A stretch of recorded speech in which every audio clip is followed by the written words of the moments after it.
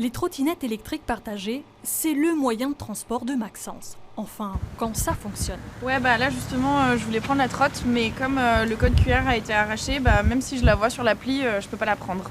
Le petit nouveau est arrivé sur le marché bruxellois de la trottinette au début de l'été.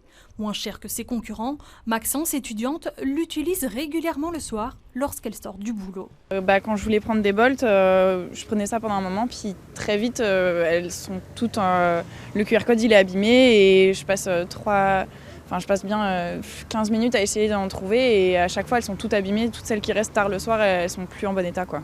L'entreprise estonienne dit connaître le problème. C'est une fièvre qui arrive en général quand nous arrivons nouveau sur un marché.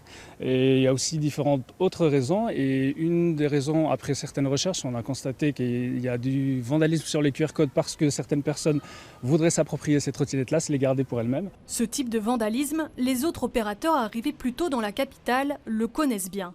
Mais il semblerait que le phénomène ait tendance à s'apaiser avec les années. Quand on est arrivé, il y avait pas mal de QR codes qui étaient vandalisés ou le QR code n'était pas lisible. Donc ça arrivait de temps en temps, c'était pas tout le temps, mais une fois toutes les semaines, on avait 15 trottinettes sur une place qui avait le QR code qui était caché.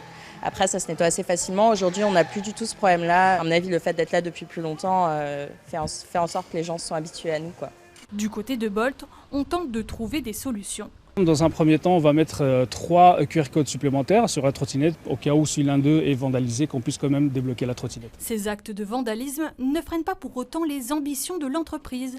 La plateforme lance aujourd'hui son offre à Namur et compte doubler sa flotte à Bruxelles dans les prochaines semaines.